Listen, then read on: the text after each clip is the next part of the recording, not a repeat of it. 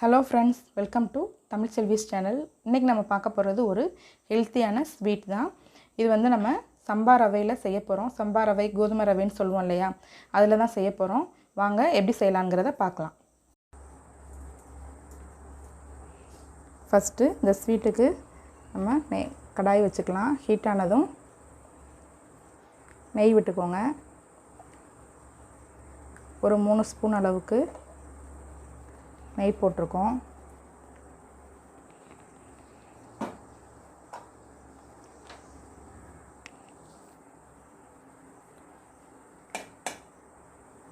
இப்போ நெய் காஞ்சிருச்சு. இதில் நம்ம உடைச்ச முந்திரியும் உலர்ந்த திராட்சையும் சேர்த்து வதக்கலாம்.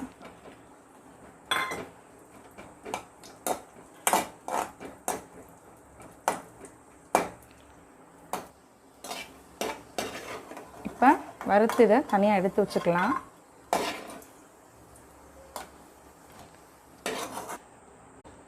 இப்போ அதே நெய்யிலேயே 1 கப் அளவுக்கு கோதுமை ரவை சேர்த்துக்கலாம்.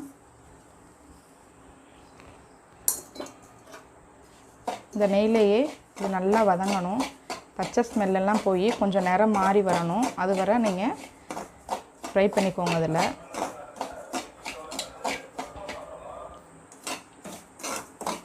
இப்போ நல்லா வறுத்தாச்சு. அந்த பச்சை ஸ்மெல் போய் நல்ல வாசனை, அந்த நெய்யோடு சேர்ந்த வாசனை வர ஆரம்பிச்சிருச்சு. கலரும் சேஞ்ச் ஆக ஆரம்பிச்சிருச்சு. இந்த ஸ்டேஜில் நம்ம தண்ணி சேர்த்துக்கலாம். எந்த கப்பில் நீங்கள் ரவை எடுத்தோமோ கோதுமை ரவை, அதே கப்லேயே 3 கப் அளவுக்கு தண்ணி விடணும்.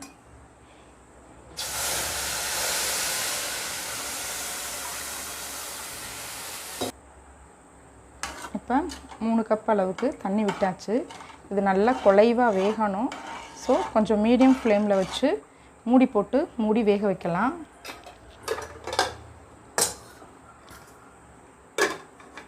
ஒரு 5 நிமிஷம் ஆகட்டும், பார்க்கலாம். இப்போ ஒரு 5 நிமிஷம் ஆயிடுச்சு. எப்படி இருக்குன்னு பார்க்கலாம். ஊற்றின தண்ணியெல்லாம் நல்லா இஞ்சி நல்லா வெந்துருச்சு. எல்லாத்தையும் சேர்த்து கிளறிக்கலாம். இப்போ இந்த ஸ்டேஜில் ஒரு பிஞ்ச் அளவுக்கு உப்பு சேர்த்துக்கோங்க.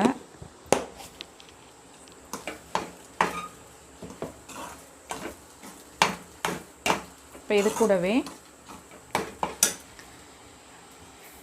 நம்ம ஒயிட் சுகர் சேர்க்க போகிறோம். நம்ம எந்த கிண்ணம் எடுத்தோமோ, எந்த இது மெஷர்மெண்ட் நீங்கள் அளந்தீங்களோ அதே இதில் 3/4 கப் அளவுக்கு ஜீனி சேர்த்துக்கலாம்.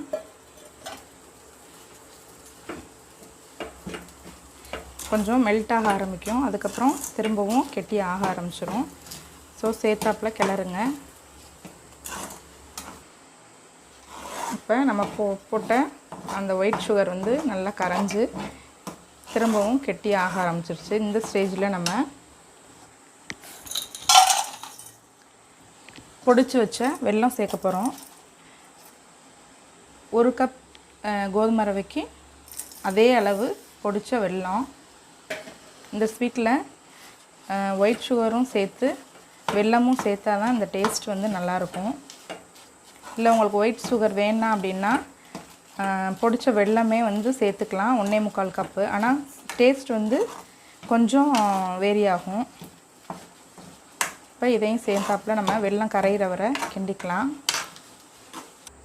இப்போ வெல்லம் நல்லா கரைய ஆரம்பிச்சு கொஞ்சம் இன்னும் கெட்டியாக ஆரம்பிச்சிருச்சு. இந்த ஸ்டேஜில் ஒரு 2 ஸ்பூன் அளவுக்கு நெய் ஊற்றிக்கலாம்.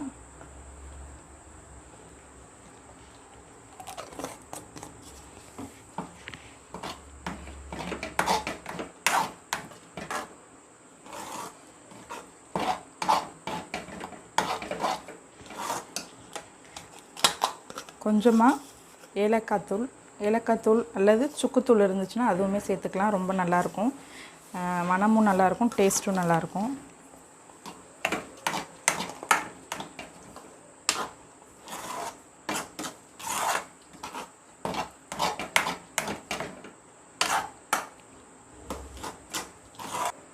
இப்போ நம்ம வறுத்து வச்ச முந்திரியும் திராட்சையும் சேர்த்துக்கலாம்.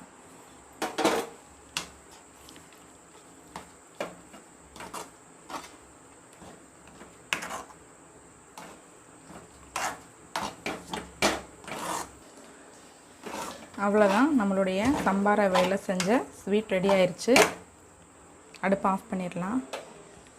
அவ்வளோதான் ஃப்ரெண்ட்ஸ், நம்மளுடைய சம்பா ரவை ஸ்வீட் ரொம்பவே சூப்பராக ரெடி ஆயிடுச்சு. இது வந்து அல்வா பதத்துக்கு எவ்வளோ சூப்பராக இருக்குன்னு பாருங்கள். சம்பா ரவையில் நம்ம வந்து உப்புமா பண்ணி சாப்பிடுவோம், அதுவே நமக்கு ஒரு போரிங்காக இருக்கும். ஸோ டிஃப்ரெண்ட்டாக இந்த மாதிரி செஞ்சு ஒரு ஸ்வீட் செஞ்சு குழந்தைங்களுக்கு கொடுங்க, எல்லாருமே சாப்பிட்லாம். ரொம்பவே ஹெல்த்தியான ஸ்வீட்டும் கூட. கண்டிப்பாக நீங்கள் ட்ரை பண்ணி பாருங்கள். ட்ரை பண்ணி பார்த்துட்டு கமெண்ட்டில் எப்படி இருக்குங்கிறத எங்களோட ஷேர் பண்ணுங்கள். இந்த வீடியோ பிடிச்சிருந்துச்சுன்னா லைக் பண்ணுங்கள், ஷேர் பண்ணுங்கள், மறக்காமல் சப்ஸ்கிரைப் பண்ணுங்கள். தேங்க்ஸ் ஃபார் வாட்சிங்.